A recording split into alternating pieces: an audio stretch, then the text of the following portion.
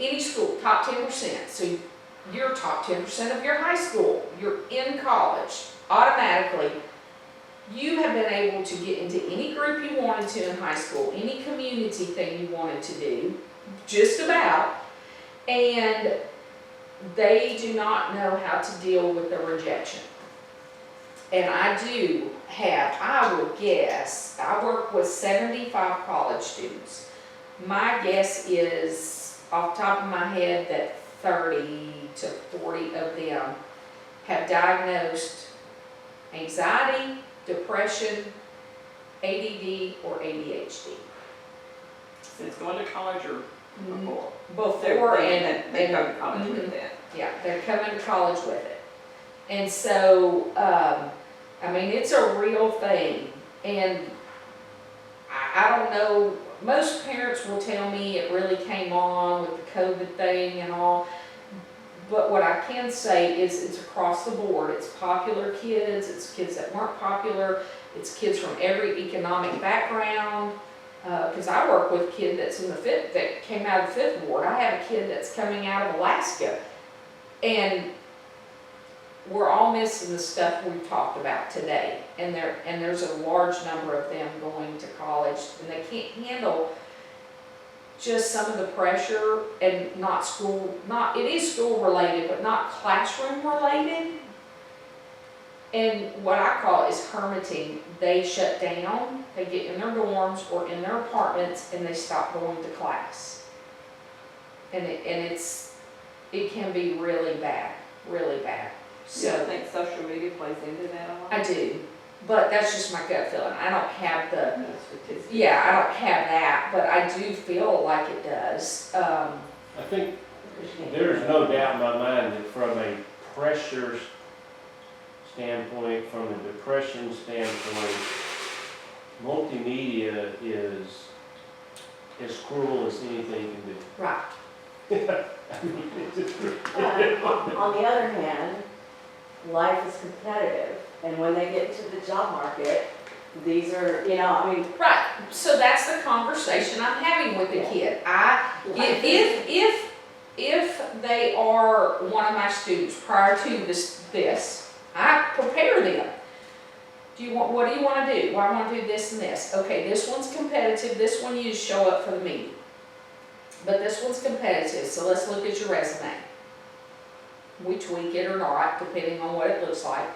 All right, let's sit down and I'll put you through a mock interview. All right, here's what they're going to want to hear and know. That still does not guarantee you get in. You may have to have a little girlfriend buddy or somebody that's already there to get in. I don't know that. But if you don't get in, it's not the end of the world, because we do have some other clubs that are not competitive clubs.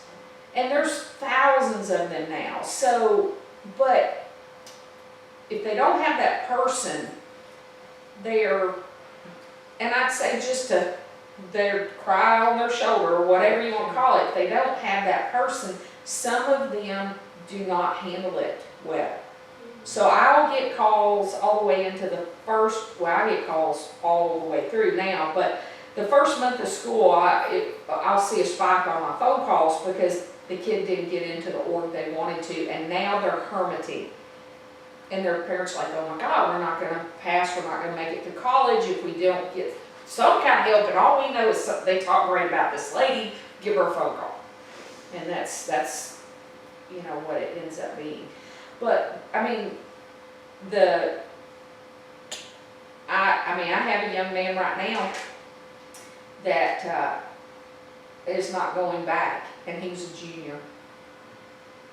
I can't imagine paying for 3 years of school. He's finished his junior year, and we're not getting a degree. And so,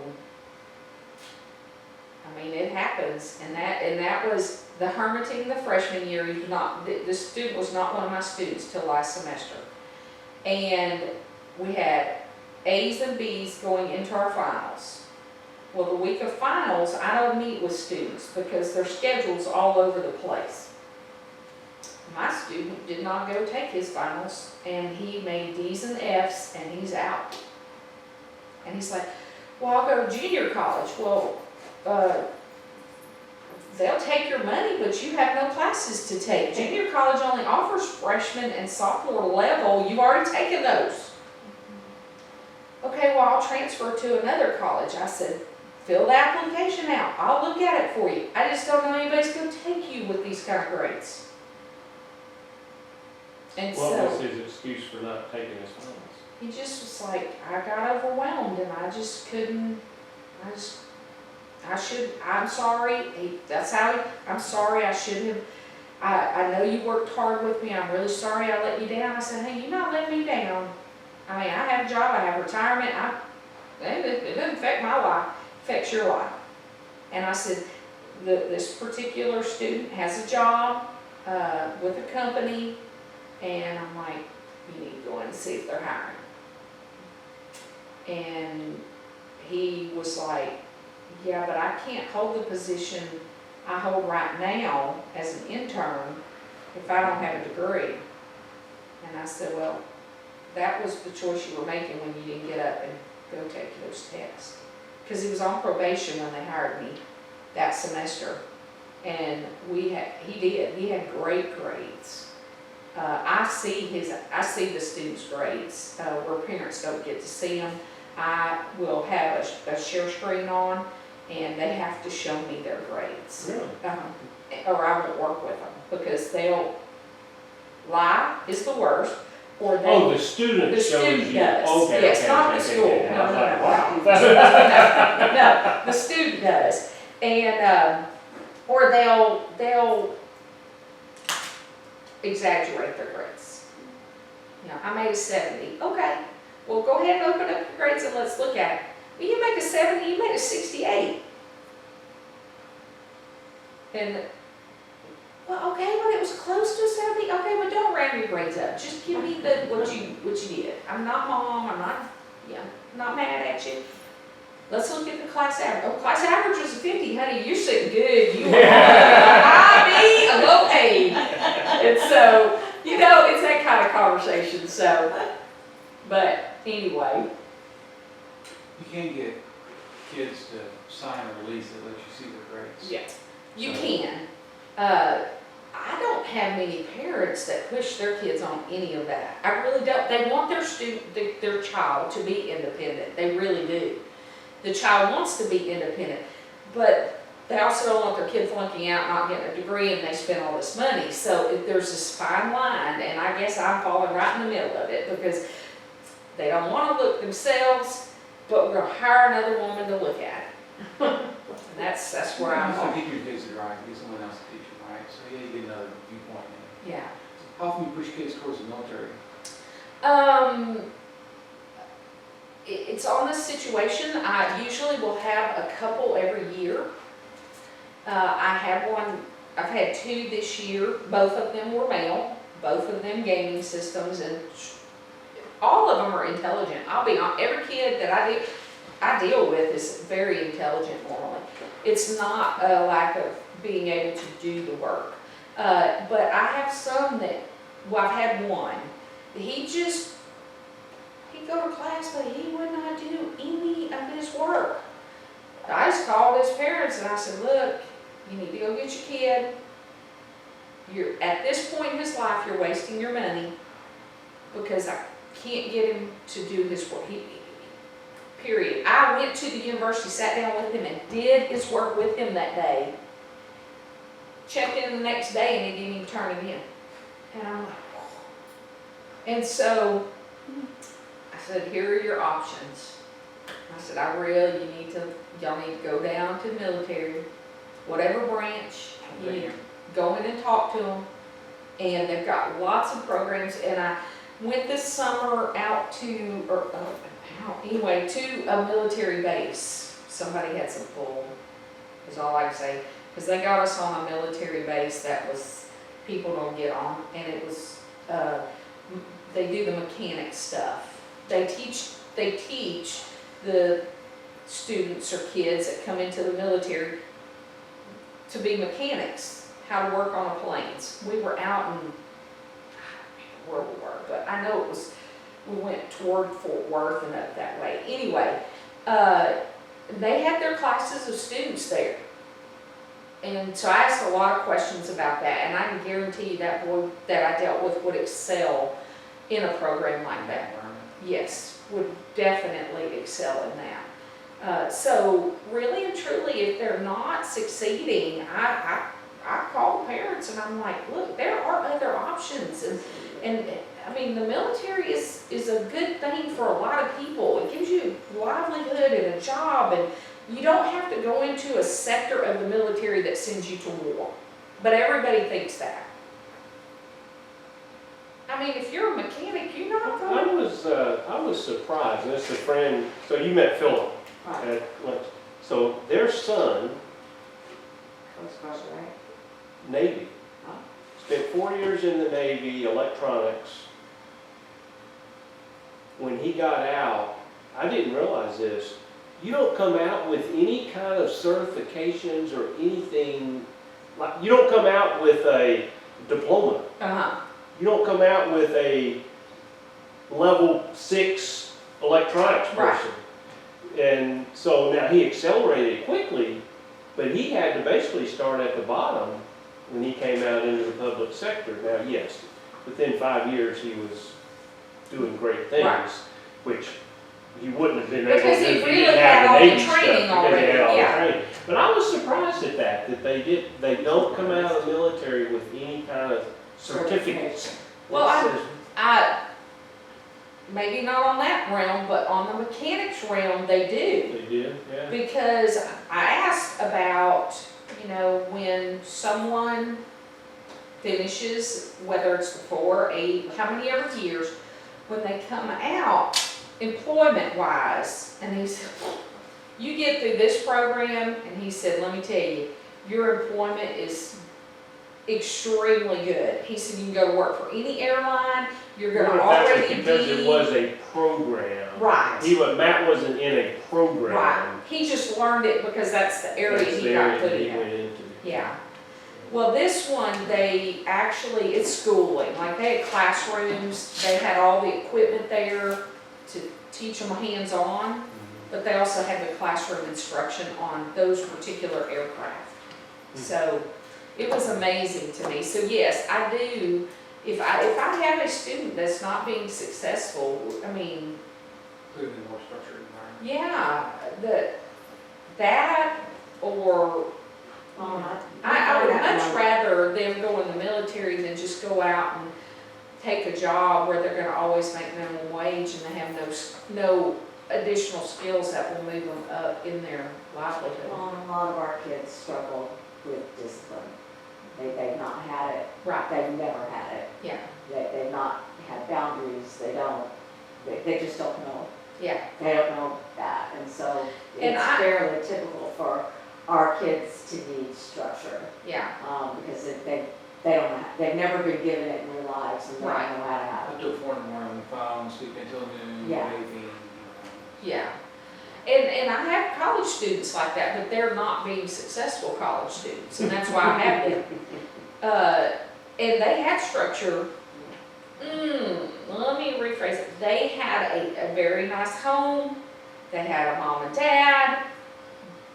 But I don't know how much leadership they had in that home because they already established some really bad habits. So you gotta think, okay, this came from somewhere. But these students that have very structured lives also struggle some in college because now they have all this free time. And so we sit down, the student and I, we create a daily schedule so that they don't fall into that pit and then sleeping all day and video gaming all night or on the phone all night. Because if we don't, they do. It's like, it is, I would say maybe 10%. And you gotta remember, you got all your top 10% there. So out of the top 10%, we took 10% of the cream students in your high school or the ones that did, really well in high school. And only 10% are self-motivated, they made their own schedule, they stay with it. And that's just my numbers. When I see kids or talk to kids, it's like, okay, they may not be in my program, but they're struggling with the same thing this other kid is. And they just don't have that support. And very few do I talk to that come in and don't have some hiccups to start with. They'll overcome them, you know, a good percentage of them will, but, yeah, I don't know. It's different. It's a lot different. And I don't think I'd have made it through college. Well, I will say that I wasn't making it through. When I went to A&M, junior college was not difficult for me. But when I went to A&M that first year, I wasn't doing well at all. And I went to a professor, and he told me, if you come to my office after class every day, I'll teach you how to study. And he was big on brain-based learning, which is where all this comes from. And my choice was either flunk out of school and go home with my tail between my legs, you know, or do what this man says. And there wasn't anything he was saying that sounded too pitifully bad. And so I did it all, and I'm talking the difference between not making it hardly to all A's. And I was like, oh my God. So as a teacher, I taught these skills in my class, and I held my kids accountable. You will make an outline, and it's for grade of this chapter. But it really, the only reason I did is because I didn't want any kids to struggle like I had done when they got to that point. And so it's definitely not anything they teach you when you're learning to be a teacher.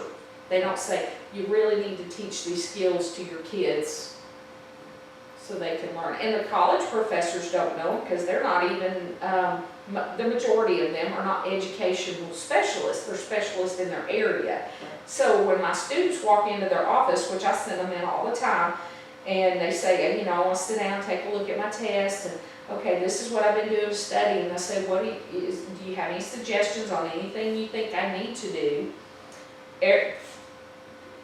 I'd say it's not every one of them, but it's close. They'll say, well, you need to study harder and longer.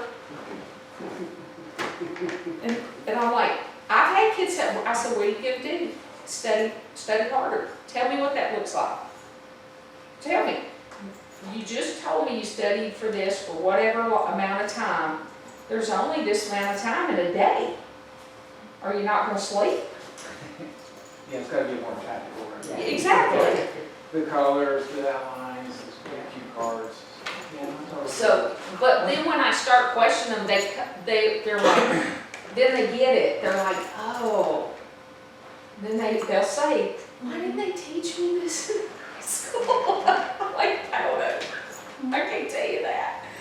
So anyway. Bridget, do you have any questions? No, I don't. I thought that was very good. I am gonna have to sign off. All right, thank you for coming. Hi. Yes, thank You you. have somewhere to go to. Oh, here, let me give y'all these. That's just what we went over, in case you want to refer to it with your student or your person. That's good, Kathy. I really feel for kids. They have such a difficult environment to deal with. The media is so negative. It's just, there's so many things that they're They do, and how do you come out of that nosedive, and because there's so many excuses to not do well. So. What I just handed y'all is the incident evaluation form. You don't have to put your name on it, but it just helps us know what was helpful, and there's a question about what other topics y'all want to see. That's always super helpful to us. And then there's a question on there about victims' rights, which may seem very odd, but the children we serve are victims, and they have the right to a whole lot of things outside of just safe house and safe home. They have the right to good education and good medical care, and so all these different topics can relate to that. So if that explains why that question is What on was there. the actual topic called? Preparing. Kids in Prepping, college is what I prepping teens for Kids in college. prepping teens for college. Prepping. Prepping teens. you know, you were saying that you had your kids stay on their phones and, you know, they've got all these things going against them. They'll come out to my ranch, help me there on their phones, you know, it's like, okay,